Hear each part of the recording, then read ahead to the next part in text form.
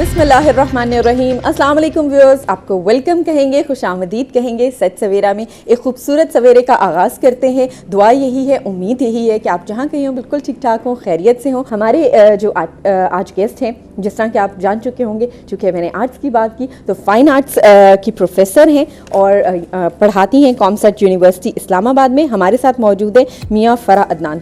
Thank you ji for joining us. आपको welcome कहेंगे हम। Thank you very much. और सुबह सुबह ज्वाइन करना, लेकिन मेरा ख्याल असातिज़ा के लिए इतना मुश्किल नहीं होता, नहीं जी, लेकिन कुछ लोगों के लिए बहुत मुश्किल होता है। Right, once again thank you very much. और जी आप जानते हैं कि हमारा आज का दिन जो है बिलखुसूस वक्फ होता है NARC के हवाले से हम मुख्तलिफ टॉपिक्स पे गुफ्तगू करते हैं। हमारी कोशिश ये होती है, NARC की कोशिश ये होती है कि आप तक बहुत सी इंफॉर्मेशन लेकर आई जाए, पूरे पाकिस्तान के लिए इंफॉर्मेशन लेकर आई जाए, जिससे हमारे एग्रीकल्चर को बहुत फ़ायदा हो। हमारी जो वेजिटेशन है ऑल ओवर पाकिस्तान मुख्तलिफ तरीक़ों से, उसमें जो कंट्रीब्यूटिंग फैक्टर्स हैं वो क्या हैं, उनको कैसे बेहतर बना रहे हैं, NARC इसमें क्या रोल प्ले कर रहा है, आपने क्या रोल प्ले करना है, इस हवाले से बहुत सी इंफॉर्मेशन हमारे पास मौजूद होती है। आज भी हमारे साथ NARC के रिप्रेजेंटेटिव मौजूद हैं, साइंटिफिक ऑफिसर है, सीनियर साइंटिफिक ऑफिसर हैं NARC इस्लामाबाद में। हमारे साथ मौजूद हैं मोहम्मद उमर फारूक साहब। अस्सलाम वालेकुम जी, वेलकम और खुशामदीद कहेंगे आपको।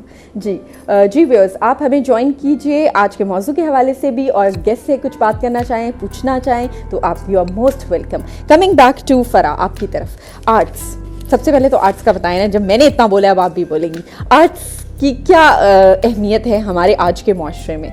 डिफरेंट, मैंने जिस तरह हमने बात की कि कदीम ज़माने कदीम से चला आ रहा है, क्या अहमियत आज की क्या अहमियत है इसकी? आपने बिल्कुल ठीक कहा कि ज़माना कदीम से चला आ रहा है। इवन स्टोन एज में भी जब एक्सप्रेशन की ज़रूरत होती थी, और जो जिस तरह से इवन हमारी लैंग्वेज ड्राइव हुई वो भी आर्ट के थ्रू हुई, सिम्बॉलिकली काम शुरू हुआ, और रफ्ता रफ्ता आज के दौर में तो हमारे पास वैरायटी ऑफ आर्ट फॉर्म्स हैं जो कि एक्सप्रेस करती हैं हमारी फीलिंग्स को।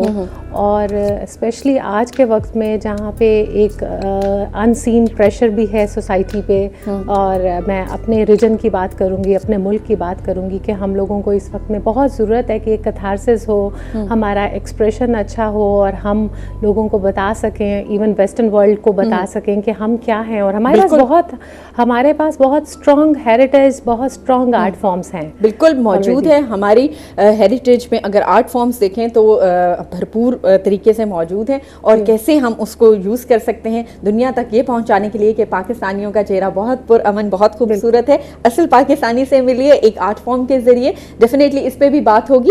बात की हमने आर्ट्स की, तो ये तो आर्टिस्ट की ज़ुबानी हमने सुना।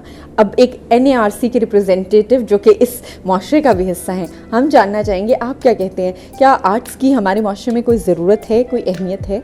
बिल्कुल, आपका पहले तो मैं शुक्रिया अदा करता हूँ कि आप जो हमारे किसान भाइयों के लिए इतनी कोशिश कर रहे हैं, और जो हमारी रिसर्च है उसको वो ट्रांसमिट कर रहे हैं।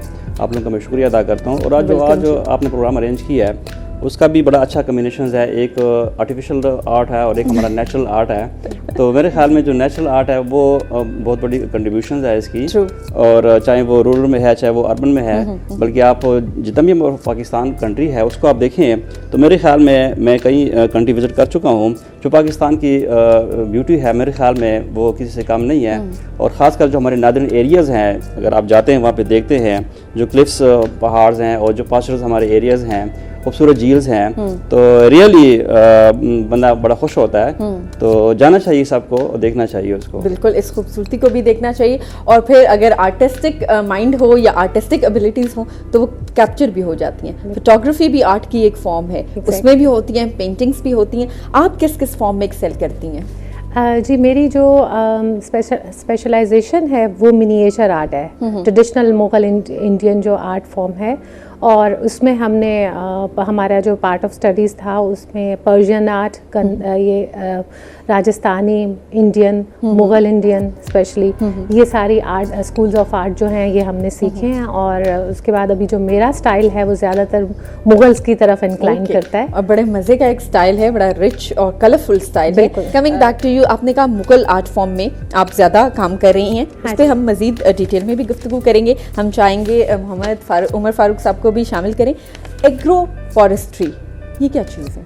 मेरे लिए इतनी मुश्किल है, व्यूअर्स को बताएं तो मुझे भी समझाइए क्या चीज़ है। असल में बात एग्रीकल्चर और फॉरेस्ट्री असल में बात ये है कि अगर आप फॉरेस्ट्री को आप लेते हैं या आप एग्रो फॉरेस्ट्री को आप लेते हैं तो बोथ ऑफ देम ये निगलेक्टेड टर्मिनोलॉजी है पाकिस्तान में, क्योंकि इसके ऊपर इतना काम नहीं हो रहा जो प्रॉपर काम इसके ऊपर होना चाहिए। और दूसरी बात ये है कि जो हमारे फार्मर्स हैं वो बेसिकली वो इलिटरेट है, वो उनको इतना ध्यान तो उसको पता नहीं है कि फॉरेस्ट्री क्या होती है, एग्रो फॉरेस्ट्री क्या होती है। जस्ट वो दरख्त लगाते हैं और उनके बारे में उनको इल्म नहीं होता कि प्रॉपर इनकी मैनेजमेंट क्या है, प्रॉपर प्लेस क्या है, प्रॉपर इनका साइकिल क्या है, इनको पता नहीं होता।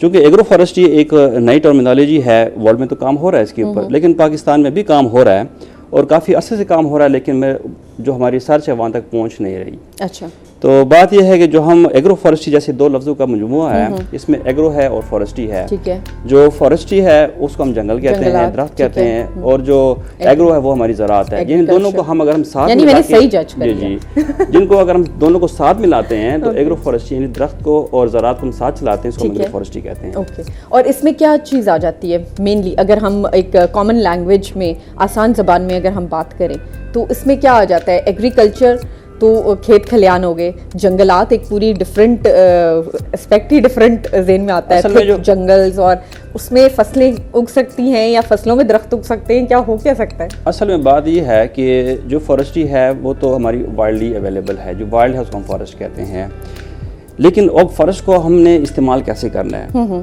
हर चीज़ का प्रॉपर इस्तेमाल होता है, यूज़ होता है, कहाँ पे उसको करना चाहिए। ठीक है।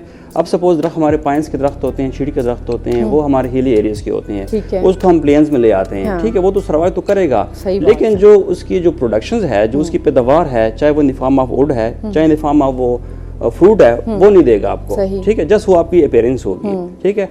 अब जो फॉरेस्ट्री है, फॉरेस्ट्री को हम ये ज़राअत है, जो हमारी फसल्स हैं, जिसमें हमारी सीरियल क्रॉप्स आती हैं, जिसमें हमारे बीन्स वगैरह, ये चावल हो गए, ये हमारे गंदम्स हो गई, ये हमारे मुख्तलिफ किस्म के जो क्रॉप्स आती हैं, उनको हमने कैसे ज़राअत के साथ लेके चलना, दरख्तों के साथ लेके चलना है। लेकिन दरख्त कौन से होंगे? उनमें भी किस्में होती हैं, हर किस्म का दरख्त आप लगा नहीं सकते। ठीक है। उसमें हमारे वो प्लांट्स हम लगाते हैं जो हमारी जो साइल है उसकी फर्टिलिटी को इंक्रीज करे, उसके उस पर इफेक्ट डिसइफेक्ट ना हो, उनको क्रॉप्स की प्रोडक्शन ज़्यादा हो उसकी, ऐसे दरख्तों को हम इनकरेज करना चाहिए। ये तो पूरी एक साइंस है जी। कि क्या चीज़ जो है वो बेनिफिट कर रही है फसलों को भी और इन टर्न दरख्तों को भी, सॉइल को भी। अच्छा, ये एक सवाल मैं आपकी इजाज़त से पूछना चाहूँगी। हम देखते हैं लाहौर जैसे इलाके में और मुख्तलिफ इलाकों में दुबई वाले दरख्त लाके उगा दिए जाते हैं just for the sake of beauty, कि जी ये वहाँ उगे होते हैं, बड़े खूबसूरत लगते हैं, तो हमारी सड़कों के किनारे भी होने चाहिए।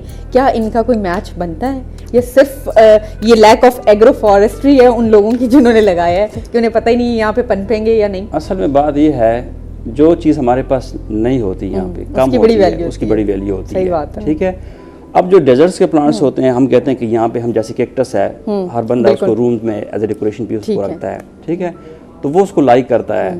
तो जो वहाँ के लोग हैं वो यहाँ के प्लांट्स को लाइक करते हैं, तरसते हैं कि अच्छा इन्वायरमेंट है, लश ग्रीन है, अच्छे खूबसूरत पौधे हैं यहाँ पे, हमारे पास पौधे नहीं है वो, और हम उनके जो खजूर है उनको तरसते हैं। ठीक, तो वही है कि इंसान कनात पसंद कहीं नहीं है। जी। हमेशा ये चाहता है जो नहीं है वो मिल जाए। इसको आर्ट फॉर्म में भी एक्सप्लेन करते हैं लोग, लाते हैं, उनका भी एहसास से क्या कहेंगे, कौन सा एहसास होता है? Feeling for need for more, कि ये भी हो मेरे पास, वो भी हो मेरे पास, सेटिस्फैक्शन कहीं नहीं हो रही, ये आर्ट फॉर्म में भी डिपिक्ट होता है? आर्ट फॉर्म में एग्जैक्टली उनके सब्जेक्ट में तो मैं शायद नहीं कहना चाहूँगी, मगर वैसे उनके जो हमारे प्रेजेंटेशन में प्रेजेंटेशन में नज़र तो आता है। इवन आर्टिस्ट की अपनी जो अचीवमेंट होती है वो ये होती है कि मैं अब मज़ीद आगे काम करूं, मज़ीद एग्जिबिशंस करूं, मज़ीद और मतलब एक प्रोग्रेस हमारी तो इस तरह नहीं, मैं चाह रही थी जिस तरह आप कर रही हैं मुग़ल आर्ट्स में ज़्यादा कर रही हैं, तो वो तो हमारे यहाँ अपना है क्योंकि यहाँ सब कॉन्टिनेंट में बड़ा अरसा मुग़ल्स रहे, उनकी बिल्डिंग्स भी हैं, सब कुछ है। तो आर्ट फॉर्म में एक तलब मोह ज़्यादा की उस चीज़ की जो हमारे यहाँ नहीं पाई जाती, डिपिक्ट करना, दिखाना। एनीवेज, मूविंग ऑन टू, आपने पढ़ाई वगैरह इसकी बाकायदा तालीम हासिल की फाइन आर्ट्स की, कहाँ से? कुछ उस सिलसिले के हवाले से बताएं। जी, मैंने national college of arts NCA जो लाहौर है वहाँ से, उस्ताद बशीर अहमद, बड़ा नाम है, वो मेरे उस्ताद थे और उनसे सीखा हमने और बहुत अच्छा एक मेरा एक्सपीरियंस रहा। बल्कि मैं ये ज़रूर कहना चाहूँगी कि पाकिस्तान हम कंटिन्यू करते हैं फराज, सॉरी मैं आपको काट रही हूँ।